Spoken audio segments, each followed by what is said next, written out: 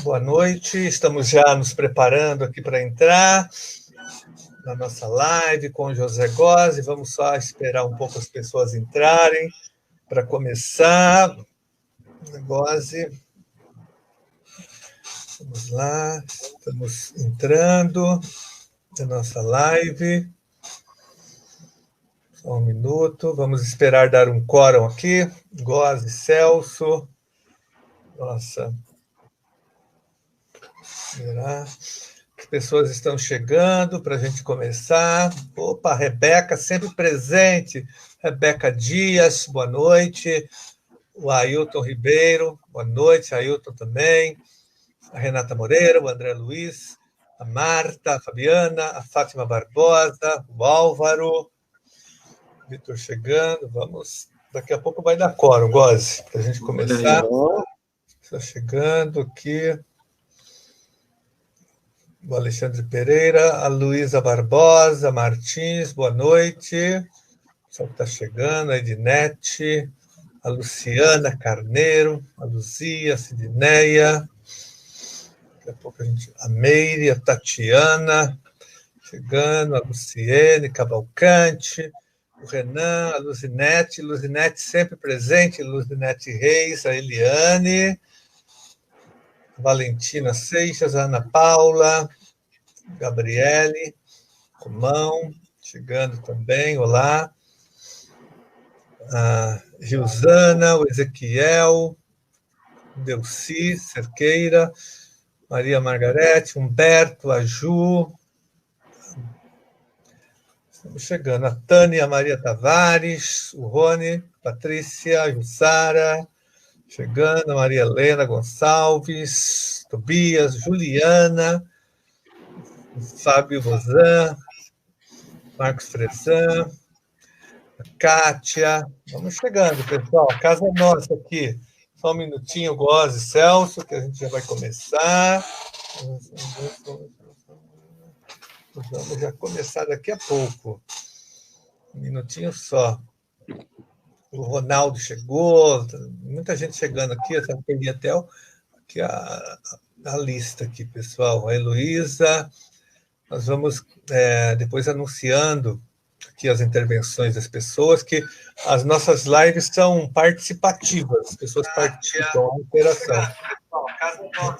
Eu acho que já deu quórum, Gozzi e Celso. Então vamos começar. Primeiramente, boa noite, vereador Celso Genasi. Boa noite, José Gozzi, que é o nosso convidado para essa noite, para a nossa conversa. José Gozzi é o presidente da ACETEG e também é o presidente da Pública, que é uma central única. O Gozzi tem acompanhado várias lutas, tanto em São Paulo, aqui na defesa dos servidores, não só do judiciário, mas ele teve uma participação ativa na luta contra a reforma da Previdência, que foi aquele confisco salarial. Em todas as lutas em defesa dos servidores, a gente encontra o Gozzi participando, ou em nome da CETEG, ou em nome da Pública.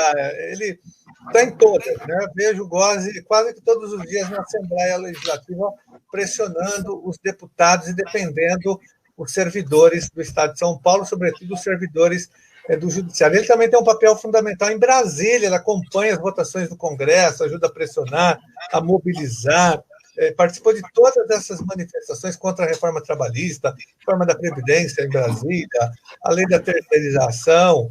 O Gozzi é um militante histórico do movimento sindical aqui em São Paulo e no Brasil. Obrigado, viu, Gozzi, pela sua participação. Tenho certeza que você vai dar uma grande contribuição para a nossa conversa aqui de hoje, não só com o Celso Genasi, comigo, mas com as pessoas que estão acompanhando aqui e vão fazer perguntas também. Gozzi, obrigado. O Celso tem um problema de agenda, Gozzi, porque ele vai ter que participar de outra atividade, de outra live lá no Face dele, que é uma atividade importante. Ele vai ficar um pouco aqui, uns 20 minutos com a gente, depois ele vai migrar para outra. Então, eu já vou abrir para ele falar um pouco e fazer para você algumas perguntas. Depois a gente continua, nós dois aqui, e o nosso todo que está chegando aqui. Mas primeiramente, Gozzi, muito boa noite, uma satisfação tê-lo aqui com a gente, né? Você que é um grande representante da Pública, né? a defesa dos servidores públicos, na defesa dos serviços públicos, né, Góes? Você luta por isso. Então, esse belo trabalho que você tem, parabéns também, cumprimentando aqui o Carlos pelo grande trabalho que tem na Assembleia Legislativa e todas as pessoas que estão aqui nos acompanhando. Mas nós temos aí daqui a pouquinho outra live, mas eu fiz questão aqui, Góes, de passar aqui, ficar um pouco com vocês, de ouvir também de você desse momento difícil, dessa crise gigantesca da saúde que a gente vive, da pandemia do coronavírus, mas também, Góes, de um ataque brutal, né, aos direitos dos trabalhadores, dos servidores públicos que estão fazendo também nesse momento aqui, em função de tudo que está acontecendo. Parece que as atenções estão voltadas para o combate ao coronavírus, mas, por outro lado, há ataques no Congresso Nacional, a gente está acompanhando,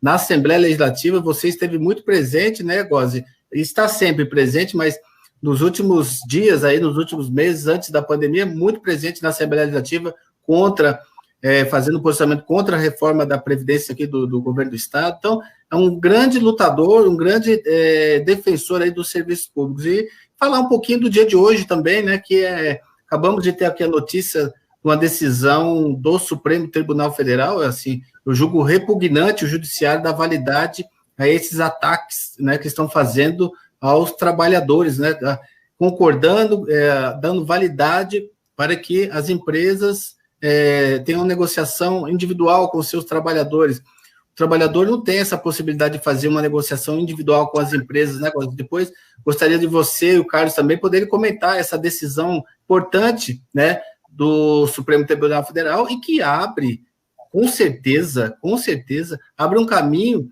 para que venham medidas contra os servidores públicos também, né, Góes e Carlos? Nós temos aqui na Câmara Municipal alguns parlamentares demagogos que defendem a nova política, mas de nova não tem nada, né, Góes? Tem a velha política que ataca os servidores públicos que se propuseram aqui na Câmara Municipal, acho que na Assembleia Legislativa também, no Congresso Nacional também, a redução de salários de professores, do quadro de apoio, dos agentes de organização escolar, de enfermeiros, médicos, assistência social, um absurdo propor algo nesse sentido contra os servidores públicos que estão na linha de frente do combate ao coronavírus, né, os profissionais da saúde. Então, é um absurdo isso. Gostaria de ver de você também, Góes, dessas decisões de hoje aqui do Supremo Tribunal Federal. Essa daqui, né, eu vou colocar, não sei se vocês conseguem ler, que é essa daqui, olha. Isso. Essa mesmo, Carlos, essa mesmo. Para acordo individual, para salário e jornada. Exato. Supremo Tribunal dá aval para acordo individual para o corte de salário e jornada. O que você acha disso, Góes? Aí a gente está falando do trabalhador da iniciativa privada em geral, né? Isso, exatamente. O Supremo hoje deixou claro que não precisa mais ter sindicato, né? Então, se o patrão resolver com o seu empregado, ou o seu empregado aceita do jeito que ele quer, ou é mandado embora, né? O sindicato não está mais ali para defender o trabalhador. São os absurdos que estão acontecendo no Brasil, né?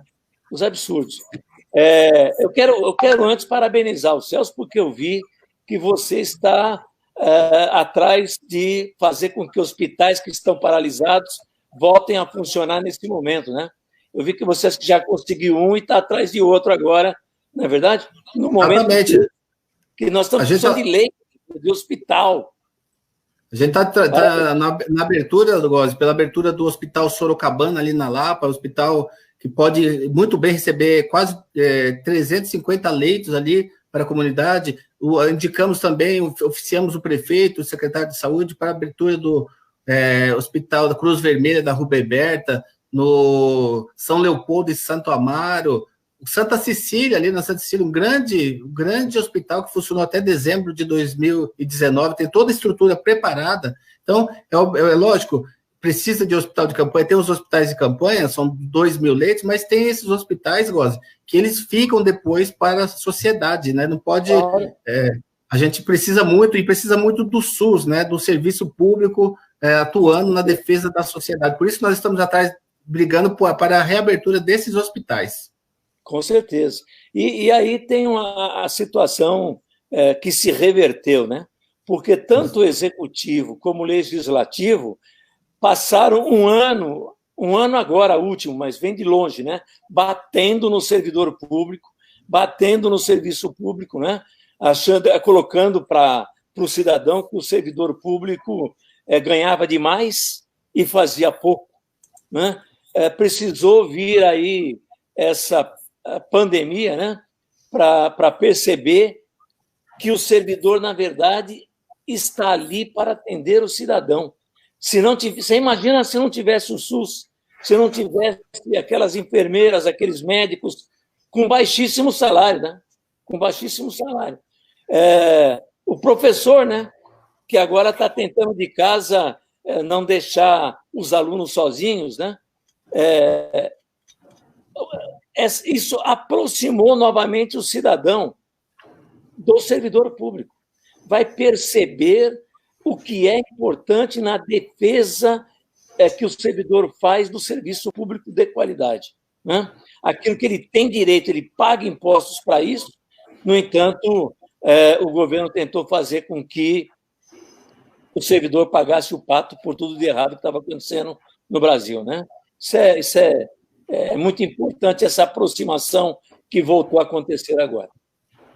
O Gozzi, teve também agora recentemente a aprovação dessa medida provisória 905 na Câmara dos Deputados, que retira também vários direitos trabalhistas. É uma mini-reforma trabalhista contra os trabalhadores, logicamente, aquela do contrato verde e amarelo, que foi para o Senado, e o Senado falou que não vai votar, né? Que é da iniciativa privada, mas agride os trabalhadores, diminuindo o valor do fundo de garantia, obrigando os trabalhadores a trabalharem aos domingos, aos sábados, aos feriados, sem hora extra.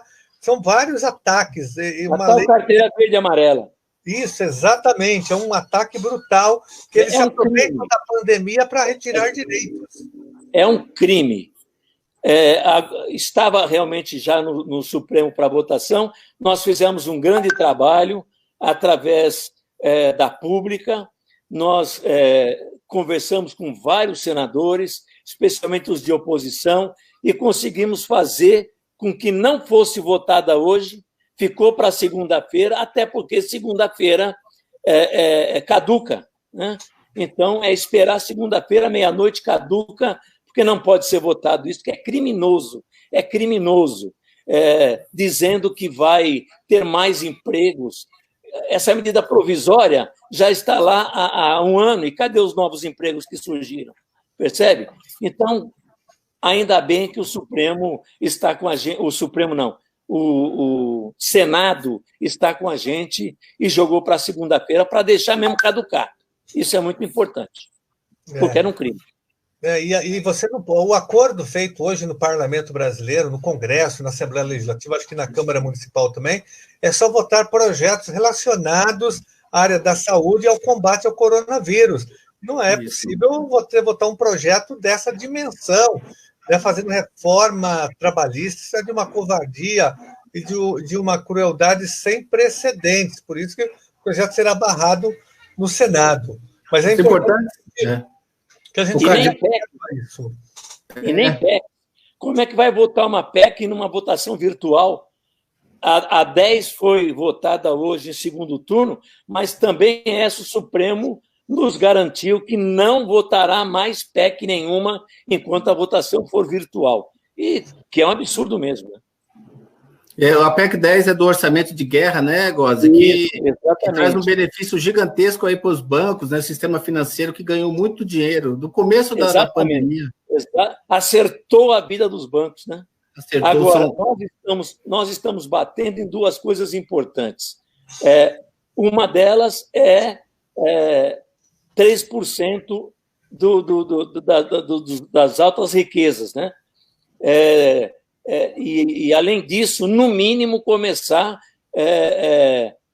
ao imposto sendo pago dos 3% e também um compulsório, né? Um imposto compulsório que as grandes empresas fariam hoje em benefício realmente do cidadão para trabalhar contra o coronavírus e depois vão receber no futuro. Mas, além disso, também o imposto sobre as grandes fortunas. Não tem sentido bilionários recebendo continuando recebendo cada vez mais dinheiro e os trabalhadores cada vez menos.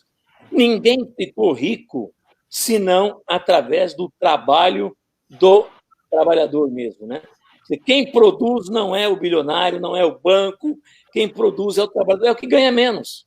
É o mais prejudicado, produz para que outros fiquem ricos. E o Estado não se preparou, não se prepara e não tem vontade de redistribuir a riqueza. Se o Estado não redistribui a riqueza, para que nós queremos o Estado? Exatamente. Essa é a nossa grande luta, né? Taxar as grandes riquezas, né? Taxar as grandes fortunas, as grandes heranças, suspender o pagamento da dívida pública brasileira, que consome quase 45% do orçamento brasileiro, do nosso PIB, taxar juros e dividendos, taxar os bancos.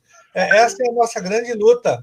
E o Brasil tem muito dinheiro, tem 3 trilhões em caixa, tem reservas cambiais na faixa de 340 bilhões de dólares, tem dinheiro do BNDES, e esse dinheiro tem que ir para a população agora, para salvar vidas, para garantir a proteção social de todo o povo brasileiro, como está fazendo agora, por exemplo, a Argentina, que é um país pobre, na verdade, perto do Brasil.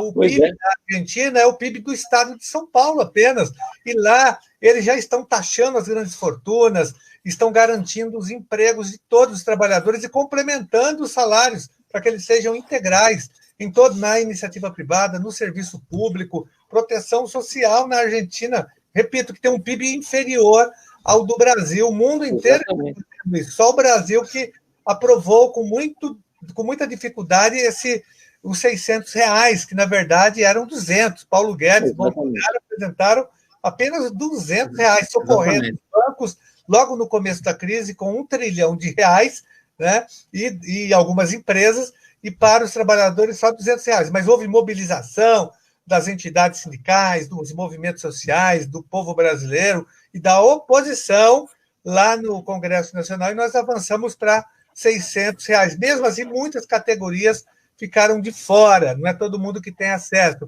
mas nós temos que avançar, né, para a proteção social.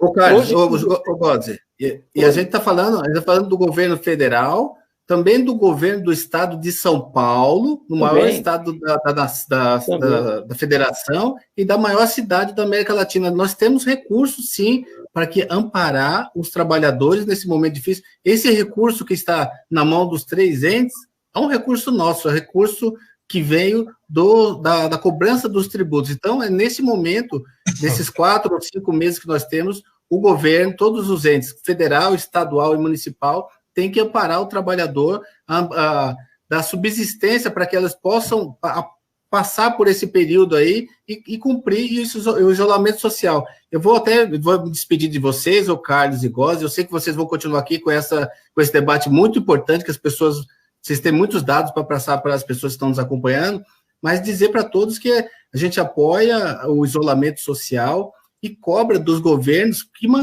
dê condições para que as pessoas vivam nesse isolamento social, tenham condições de estar nesse isolamento social, porque sem isso, Godzi, Carlos e todos que nos assistem, a gente vai viver uma verdadeira catástrofe aqui, uma tragédia na cidade de São Paulo, no estado também, mas aqui na cidade de São Paulo, que é o epicentro da crise no Brasil, a cidade de São Paulo. Então, os números são assustadores, né? A gente tem acompanhado, faço parte lá da Comissão de Saúde da Câmara Municipal, e a gente está muito preocupado com os dados que nós tivemos ontem do secretário de Saúde, do avanço do coronavírus na periferia da cidade. Então, recurso tem, a prefeitura, o governo do estado tem que agir imediatamente, o governo federal também, para dar condições que as pessoas possam fazer o isolamento social e ter a preservação de suas vidas. Então, deixa um abraço grande. Celso, só um minutinho, você falar das medidas que você tomou contra esse cortes nos salários dos servidores da Prefeitura de São Paulo, dos professores, do corte da GEX, da TECs, da HTE, do adicional noturno dos professores da rede municipal, que esse corte vai atingir milhares de professores da rede municipal que vão ter os seus salários extremamente reduzidos, e você tem batido nessa tecla, denunciado acionando o Ministério Público, enfim, acionou o prefeito, está acionando o secretário da Educação, só para concluir a sua participação. Exatamente. Municipal. Veio essa medida absurda, assim, um covarde, né, do prefeito Bruno Covas, através da Secretaria Municipal de Educação, um e-mail cortando, fazendo um apontamento para cortar parte do salário de milhares de professores e professoras dessas jornadas especiais de trabalho, TEX, JEX, HTE, adicional noturno, que o Carlos falou aí, que professores que trabalham no período da noite estão fazendo o teletrabalho. Então, o prefeito dá uma sinalização muito ruim. O prefeito, o governador, eles ficam combatendo o Bolsonaro, né? Fica fazendo esse discurso que é a favor do isolamento, mas ele acaba cortando na carne aqui o salário das servidoras públicas, dos servidores públicos, das professoras, dos professores, o que é um verdadeiro absurdo, né? E a gente, como o Carlos falou aí, nós acionamos aí já o prefeito, a Casa Civil, o secretário da Casa Civil, para que reveja, e o secretário de Educação, para que reveja imediatamente essa postura. Não é hora de cortar salário dos trabalhadores. A Prefeitura de São Paulo, a Câmara Municipal aprovou um projeto que permite que a Prefeitura ela mantenha os contratos com as empresas terceirizadas. São mais de 108 mil trabalhadores dessas empresas terceirizadas que prestam serviço para a Prefeitura, e essas empresas, elas não podem, a contrapartida da manutenção dos contratos, elas não podem demitir ou reduzir o salário dos seus trabalhadores. E a Prefeitura de São Paulo dá uma sinalização contrária, cortando os salários dos servidores públicos. E a gente não vai permitir que isso aconteça. Estamos fazendo esse enfrentamento para que os servidores tenham os seus salários preservados. Agora, estou tomando as medidas, acionamos o Ministério Público para que isso não avance. A gente já sabe que tem parlamentares que apoiam uma ideia como essa, de corte de salário de servidores, mas a gente está fazendo esse enfrentamento. E, nesse sentido, nós também apresentamos um projeto, Carlos, aqui na Câmara, você apresentou na Assembleia, que proibindo o corte de salário, retirada de vale alimentação dos servidores nesse momento, porque a gente tem, eu repito, nós temos recursos em caixa para suportar esta crise que está aí batendo nas nossas portas. Então, fica o meu abraço a vocês, um bom debate, e parabéns, Góes, também pelo seu trabalho aí à frente da Pública, na defesa dos serviços públicos. Carlos, obrigado aí pelo convite, um grande abraço para vocês. É um prazer com você no bate-papo. Obrigado. O Celso falou em cortes aí de salários, benefícios, mas me lembro que logo que começou a crise, você me procurou na Assembleia Legislativa e já me falou que o TJ já estava cortando o vale-refeição e o vale-transporte. Mas imediatamente cortou, na verdade, né? Acho que foi o primeiro poder a fazer esses cortes, não foi isso? Como que está a situação hoje no TJ? Fala um pouco dos oficiais de justiça. O CNJ deu, acho que 48 horas, acho que foi ontem isso, para o tribunal informar qual a razão desse corte, especialmente o corte do Vale Alimentação, né? Um absurdo. Exatamente. Agora, o problema no tribunal também tem na falta de proteção àqueles servidores que não estão em casa, que têm que exercer o seu trabalho na rua. É o caso do oficial de justiça, em especial, mas também do assistente social e do psicólogo. Eles têm que ir para a rua. Hoje mesmo já surgiu um problema sério de presos com coronavírus. E os oficiais de justiça têm que ir até lá intimar presos. E não tem EPIs, não tem equipamentos para poder exercer a profissão. Isso é uma obrigação do Estado, é uma obrigação do Tribunal de Justiça. Já fizemos ofício ao tribunal, já exigimos isso. Ele sempre dá um acertozinho, mas ele não chega no que realmente é necessário, que é manter equipamento para o pessoal que trabalha na rua, que não tem jeito, né? E diminuir também, Góes, os mandatos não urgentes, não é isso? Porque é muito fácil para o juiz, para o desembargador, mandar o oficial de justiça ir a campo, mas ele fica lá na casa dele, no ar-condicionado, sem se expor, mas colocam um servidor, um oficial de justiça para se expor, desnecessariamente, porque tem mandatos que não são urgentes, podem ser enviados depois, não agora. Mandar fazer a busca de veículos Imagina, para que, nesse momento, fazer a busca de veículos? Eu acho que o tribunal tem que entender que também no trabalho tem que se falar no que é importante para a vida. Se a questão da intimação é uma questão de vida ou morte, é uma questão necessária naquele momento, é uma questão de vida, de separação de pai, mãe e criança, um problema assim para assistente social, ou um problema de intimação urgente de um preso, mas só coisas extremamente urgentes deveriam ser solicitadas pelos juízes. Olha, o Marcel está falando aqui, por que cortar o vale alimentação? Durante a pandemia, o servidor não precisa comer, Góes? Pois é como se o vale alimentação, agora como ele está em casa, ele não precisa ter um valor a mais para poder se alimentar. É um absurdo. Já era um absurdo, e, aliás, isso o Supremo acabou prejudicando também com uma súmula, que o funcionário, quando se aposenta, já não recebe mais o vale alimentação.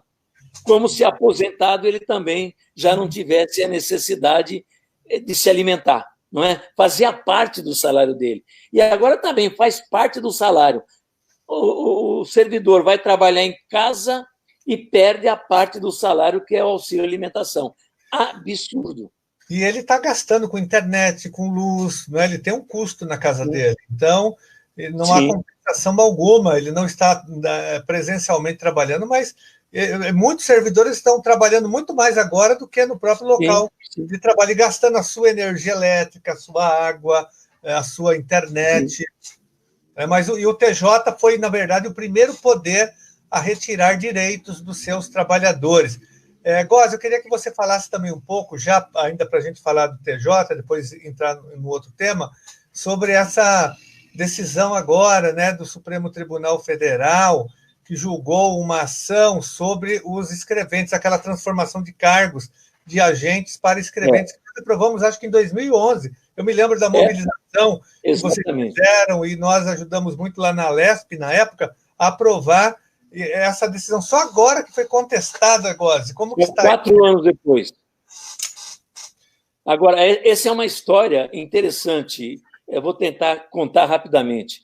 O que aconteceu com o tribunal? Em vez dele abrir concurso para escreventes, ele começou a colocar os agentes administrativos nos cartórios para fazer o trabalho de escreventes. Claro, ele não gastava com concurso, o salário do agente era menor do que o do escrevente, então o tribunal está fazendo uma economia em cima dos servidores. Acontece que começaram a entrar com desvio de função e o Supremo começou a dar ganho de causa, não tem desvio de função. O tribunal que pague por esse tempo que deixou o agente no cartório e depois tem que tirar ele do cartório.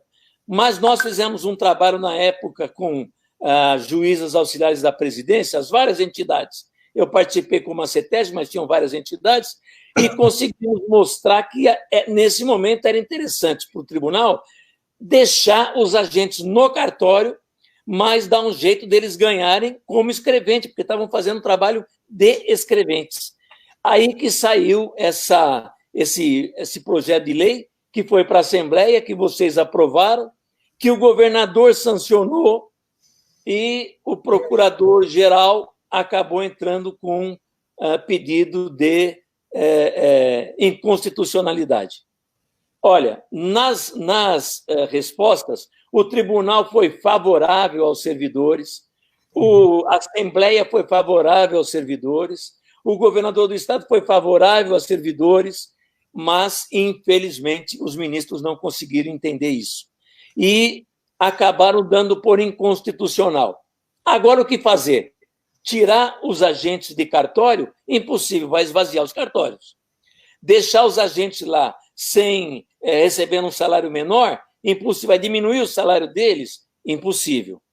Alguma coisa o tribunal vai ter que acontecer. Esperamos até que haja uma modulação no Supremo para garantir, pelo menos, os salários que já estão em cartório.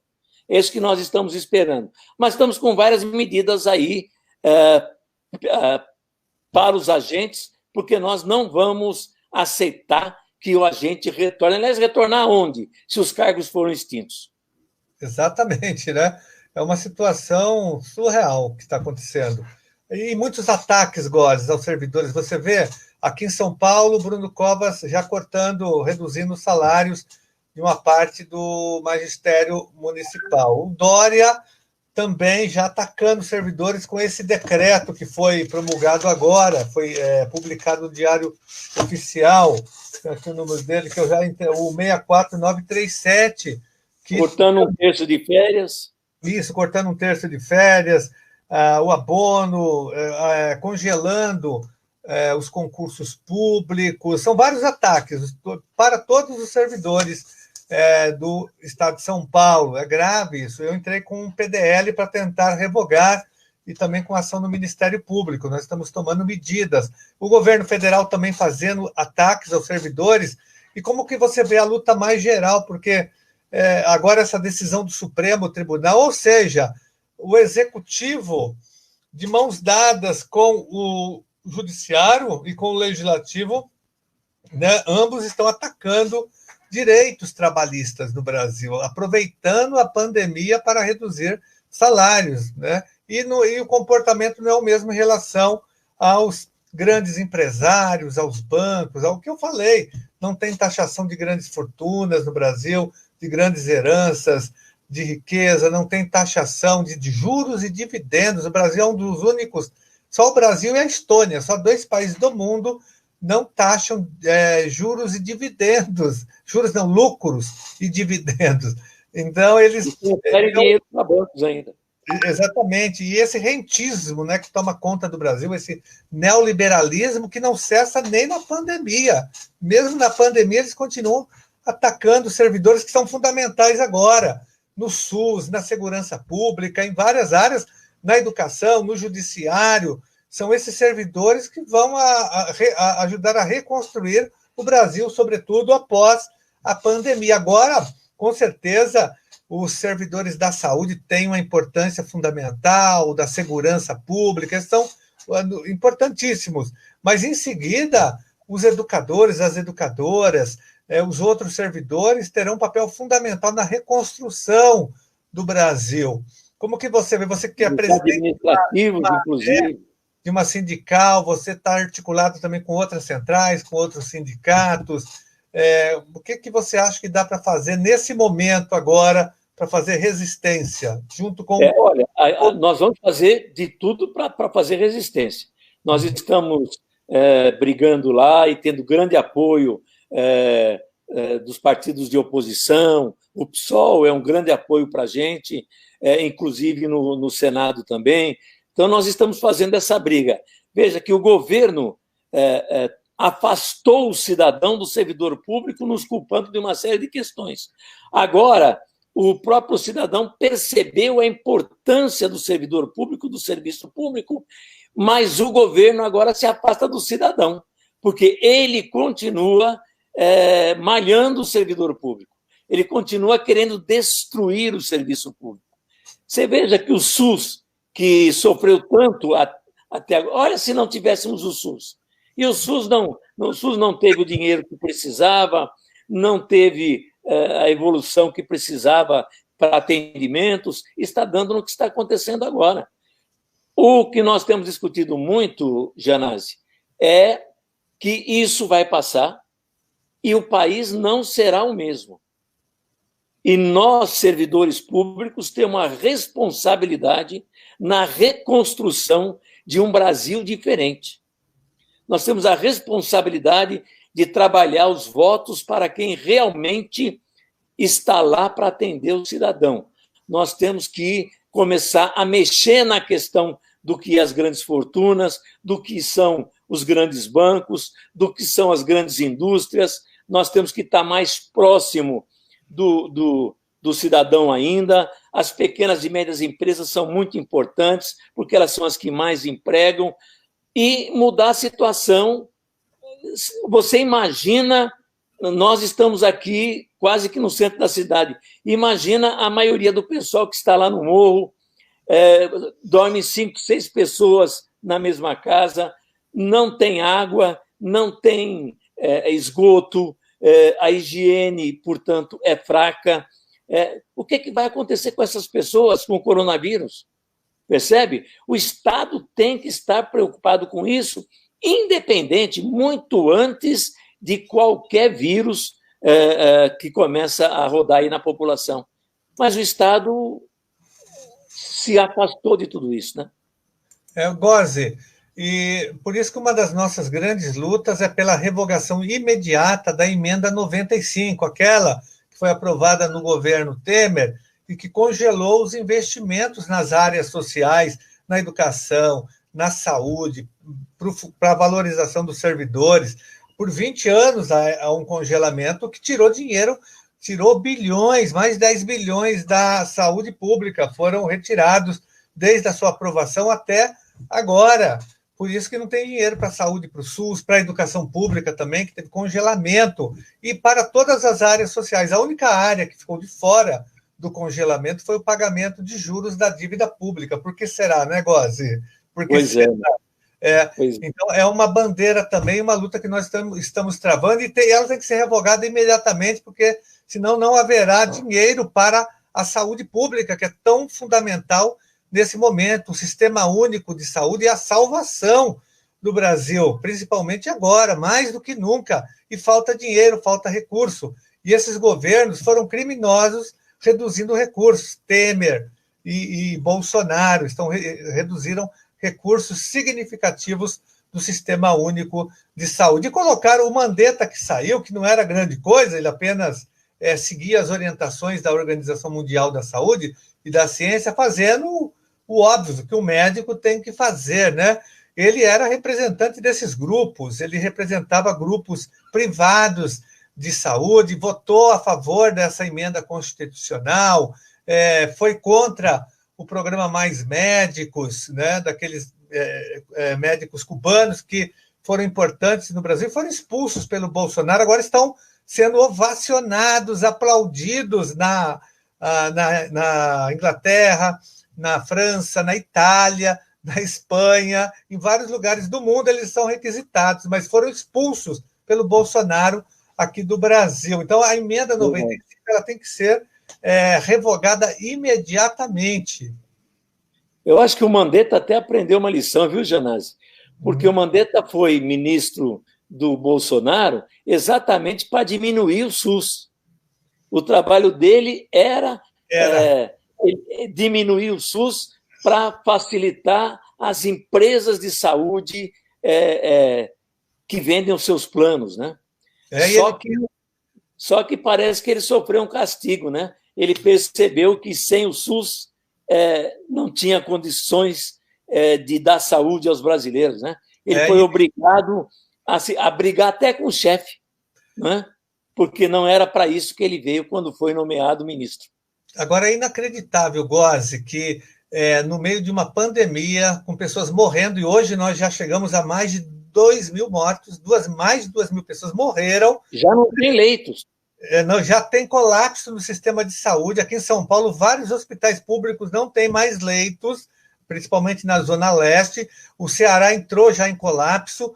Vários estados começam a entrar em colapso. São Paulo vai entrar logo, logo. 2 mil mortes em um mês, em apenas um mês. No meio de uma pandemia dessa, o Bolsonaro troca o ministro da Saúde, que vinha cumprindo o que tinha que ser feito. Mas com isso não sai só o ministro, sai toda a equipe técnica, haverá um desmonte do Ministério da Saúde no momento crucial. Como esse é um crime, isso tem que ser, o Bolsonaro tem que ser punido. Isso é crime de humanidade, o que ele está fazendo, e coloca lá um outro ministro também que é consultor de hospitais de luxo. Ele tem uma consultoria. E vem de empresa privada de saúde. Exatamente, tem nenhum compromisso, nem sabe, nunca trabalhou no sistema de saúde público, não sabe o que é gestão. Não conhece o SUS. Não conhece o SUS, é um privatista, um empresário. Ele pode ser lá um bom médico, um oncologista conceituado, mas isso não lhe dá a ele credenciais para assumir um Ministério da Saúde no momento de emergência. Então, é inacreditável que o Bolsonaro tenha feito isso. O Bolsonaro está brincando com a vida do povo brasileiro, está levando o povo brasileiro para o matadouro, é isso que ele está fazendo. E, mais uma vez, hoje, ele incentiva a volta do comércio, dizendo que ele fala assim, ele defende a volta do comércio, falando que isso é arriscado, mas se acontecer alguma coisa, vai cair no meu colo. Ou seja, não vai cair no colo dele, vai cair no colo, vai acontecer a morte de milhares de pessoas, está brincando. Claro. É de uma irresponsabilidade, Gozzi. É um governante inconsequente, né, despreparado, infantilizado, que não tem a mínima condição. Nós estamos num avião, num Boeing, sem piloto, não tem piloto. Nós vamos cair se nada for feito. Então não tinha que sair o Mandetta, tinha que sair era o Bolsonaro, que tem que sair, fora Bolsonaro. Eu vou até brincar, viu? Tem piloto, sim. Tem um piloto que não sabe como comandar e para onde vai o avião. Ou quer que o avião vá exatamente para o lado errado. De teimosia, quer que o avião vá para o lado errado. O Janazé é a história de um ditador que acha que só ele conhece a verdade, o que ele fala é que é verdade, o que ele fala é que tem que ser seguido, todo mundo tem que seguir. Afinal de contas, ele é o presidente. Mas me daí que ele é o presidente, se ele, como presidente, não está cuidando do seu povo? Essa é a questão. É porque todos os países do mundo estão fazendo quarentena, fazendo distanciamento social intenso e financiando, né, jogando muito dinheiro nesse financiamento. O Brasil ele não incentiva, né, ele incentiva as pessoas a irem às ruas, a voltarem ao trabalho. Nós queremos voltar ao trabalho, o povo quer trabalhar, as pessoas querem voltar às suas vidas, querem produzir, querem voltar para as escolas, o Brasil inteiro quer, mas a gente sabe que nós queremos voltar vivos, Bolsonaro, para o trabalho e para as ruas também. Sem a vida que interessa o trabalho. Exatamente, porque a economia a economia tem que estar a serviço da vida, e não a vida a serviço da economia e do lucro. Mas essa loucura do Bolsonaro, ela tem um método, viu? Eu tenho dito muito isso, ela tem lado. É uma loucura, ele é louco, mas não rasga dinheiro. A loucura dele, na verdade, é para beneficiar o lucro dos grandes empresários, dos bancos, do sistema financeiro. Por isso que ele estimula que a população volte ao trabalho e às ruas. Ele está a serviço desses grupos econômicos. Então, é louco, mas não rasga dinheiro, não. A loucura dele tem um método, tem objetivo. Porque se fosse uma loucura voltada para o trabalhador, nós apoiaríamos, dizendo nós vamos suspender o pagamento da dívida pública e canalizar o dinheiro para o povo, nós vamos taxar as grandes fortunas, as grandes heranças, nós vamos canalizar o dinheiro do BNDES para a população, os 3 trilhões de reais em caixa para o povo, nós estaríamos com ele, o povo brasileiro. Claro, claro. A loucura dele, a irresponsabilidade é para beneficiar sempre o lucro das grandes empresas e dos seus amigos empresários.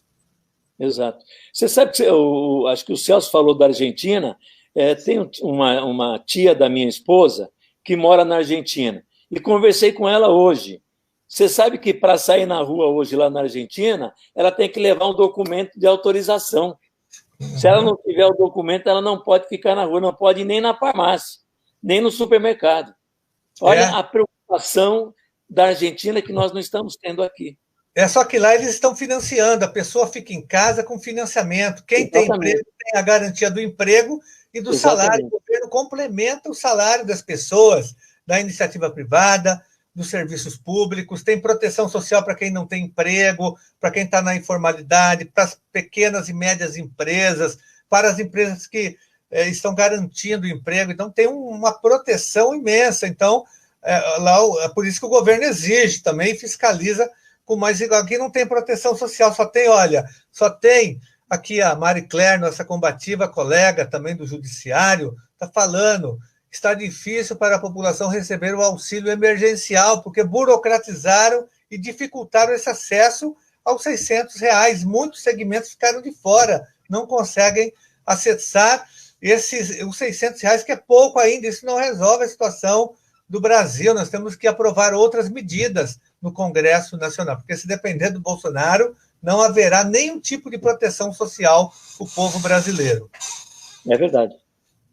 Tem aqui também o Fora Dória, né? O Fora Dória, porque o Dória também eu acho que tanto o prefeito como o governador, tanto o Dória como o Covas, eles estão até se aproveitando da situação.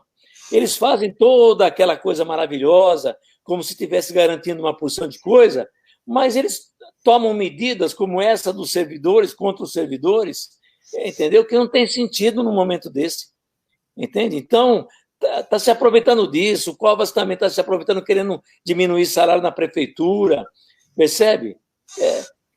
Falou em corte de salários, nós temos que ser contra, seja na iniciativa privada, seja no serviço público, seja de quem está na administração, seja, entendeu? Tem que diminuir salário, não existe. Não existe.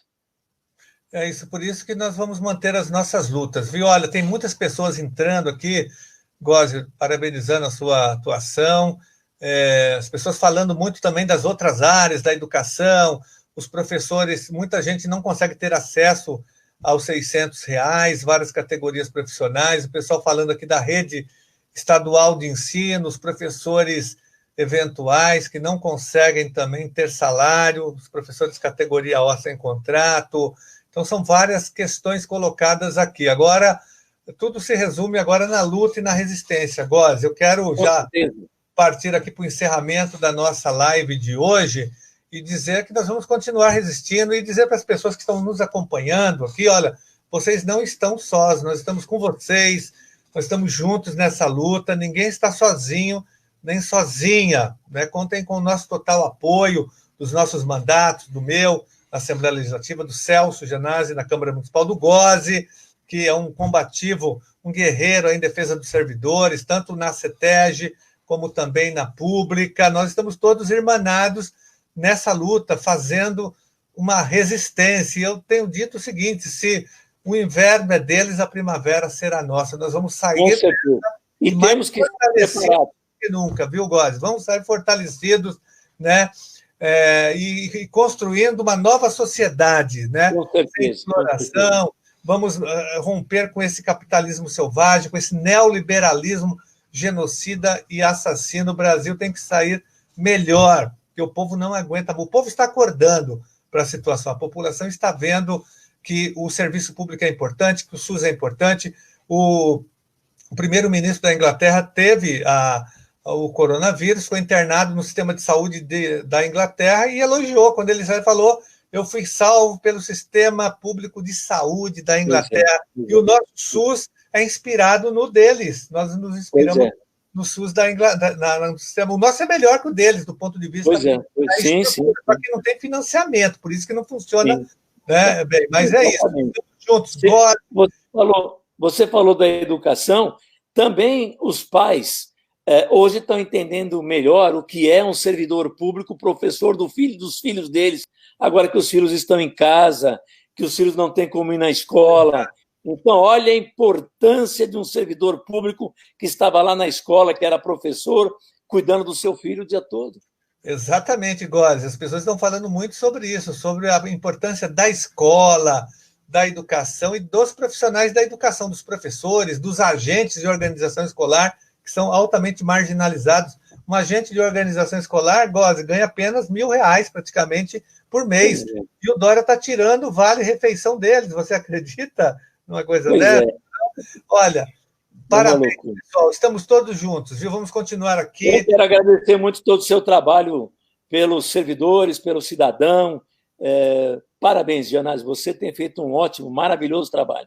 Obrigado, Gósio. Você é um parceiro muito importante na luta de todos os trabalhadores do Brasil. Um abraço e boa noite a vocês.